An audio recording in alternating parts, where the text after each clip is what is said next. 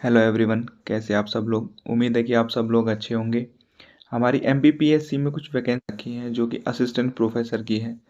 इसमें हम एक बार बेसिक डिटेल्स देख लेते हैं कि नोटिफिकेशन के अकॉर्डिंग क्या क्या इसमें हमसे मांगा गया है।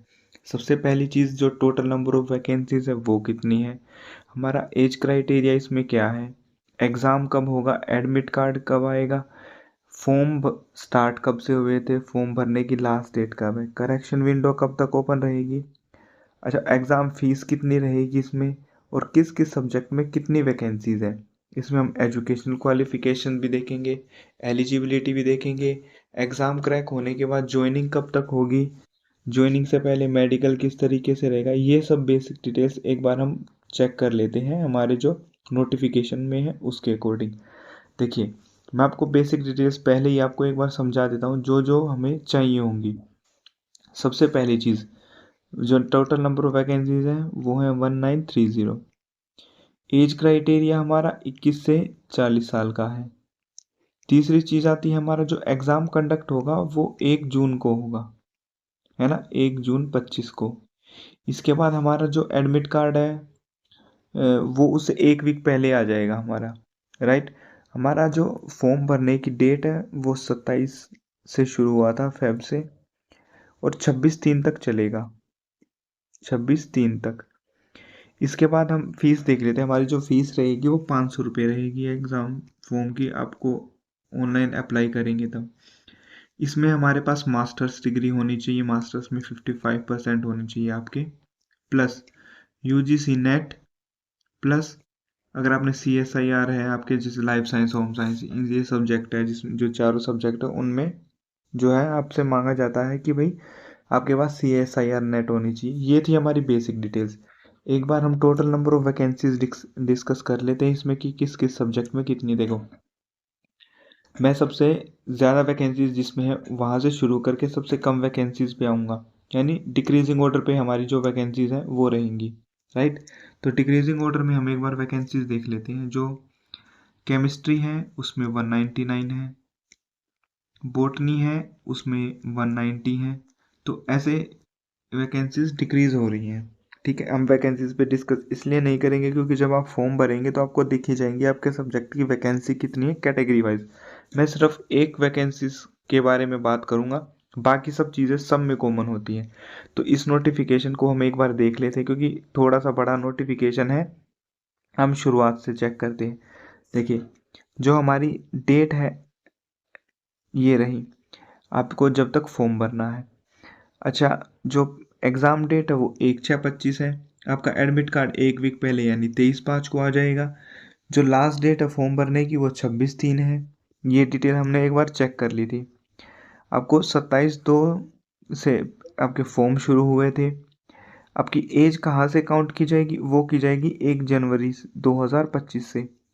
यानी कि अगर आपकी एज 40 साल है ना, और आपका जो डेट ऑफ बर्थ है 31/12/2086 में अगर होगा, तो उसके बाद अगर आप पैदा हुए हैं तो आप अप्लाई कर पाएंगे, उसके अलावा नहीं कर पाएंगे। उसमें एज रिलैक्सेशन होता है, जैसे SC ST में 5 मिल जाता है, OBC में 3 मिल जाता है, वो डिफरेंट क्राइटेरियाज है, ठीक है। उसके बारे में हम थोड़ी सी बात करेंगे। उससे पहले हम डिस्कस कर लेते हैं, जैसे इंग्लिश के सब्जेक्ट में आपको ऑनलाइन अप्लाई कैसे करना, वो भी मैं अभी 2 मिनट बाद आपको चेक करा दूंगा, ठीक है। ये जो हमारे टोटल नंबर ऑफ वैकेंसीज हैं वो दिखा रखी है कि भाई UR की कितनी है, SC ST कितनी है, OBC की कितनी है, टोटल नंबर ऑफ वैकेंसीज है। ये जो हमारी PWD की वैकेंसीज होती है जो हैंडीकैप कोटा से दी जाती हैं, ये जो फीमेल के लिए रिजर्व है वो वाली। अच्छा, ये जो जो विद्वान होते हैं ना हमारे महाविद्यालयों में, उनके लिए वैकेंसीज है। तो इस तरीके से रहता है कि वैकेंसीज किस किस तरीके से रखी जाती है। हॉरिजॉन्टल और वर्टिकल रिजर्वेशन भी हमने एक बार देख लिया है। इसमें हमने ऑलरेडी चेक कर लिया था कि भाई वेतमान है ना, लेवल 10 पे आपकी सैलरी क्या रहेगी। सबसे मेन चीज़ भाई सैलरी क्या रहेगी। लेवल 10 पे जब आप बेसिक सैलरी 57,700 रुपये है, ये बेसिक सैलरी है। इसको ग्रोस सैलरी मत समझना, जो आपके खाते में आएगी वो 1 लाख से ज़्यादा आएगी, गारंटेड है 1 लाख से ज़्यादा आएगी।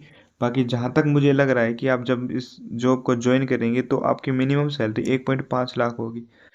जो मैं हिसाब बता रहा हूँ वो बिल्कुल अलग है। बाकी सब यूट्यूबर्स ने भी बताया होगा कि भाई 57,000 है तो आपको 80-85 सैलरी मिलेगी। नहीं भाई, आपको लाख से ऊपर सैलरी मिलेगी, क्योंकि बेसिक सैलरी के अलावा आपको HRA मिलेगा, TA मिलेगा, DA मिलेगा। ये सब चीज़ें मिला के आपकी ठीक ठाक सी सैलरी बन जाती है, जो कि 90 से 95,000 होगी। मैं 1.5 लाख क्यों कह रहा था, क्योंकि 8th पे कमीशन आएगा। 8th पे कमीशन की वजह से आपकी सैलरी में काफ़ी ह्यूज अमाउंट का जो है इंक्रीमेंट आपको देखने को मिलेगा, जिस वजह से ये सैलरी 1.5 लाख जाएगी। ये सब चेक करने के बाद हम अब फॉर्म भरने की कोशिश करते हैं कि भाई फॉर्म कैसे भरना हमें। हम डायरेक्टली वेबसाइट पे आ जाते हैं, राइट। हम वेबसाइट पे आ जाते हैं, जैसे हम आ गए हैं वेबसाइट पे, MPPSC की वेबसाइट पे हम आ गए हैं डायरेक्टली। अब यहाँ से हमें फॉर्म भरना है कि भाई फॉर्म को भरना कैसे है। यहाँ पे आपको दे रखे हैं कि कुछ कुछ एग्ज़ाम जो अभी अभी निकले हुए हैं, ठीक है। उसके बाद हम अपना फॉर्म जो है वो भर पाएंगे। ये रही असिस्टेंट प्रोफेसर की वैकेंसीज, जो है एडवर्टीजमेंट, राइट। हर एक जो है एडवर्टीजमेंट अलग अलग सब्जेक्ट के लिए अलग अलग दे रखी है। इसमें मेन चीज़ कि भाई अप्लाई कैसे करना है, ये हमारे पास आ गया लिंक अप्लाई करने का। हमने अप्लाई करने का लिंक ओपन करते हैं।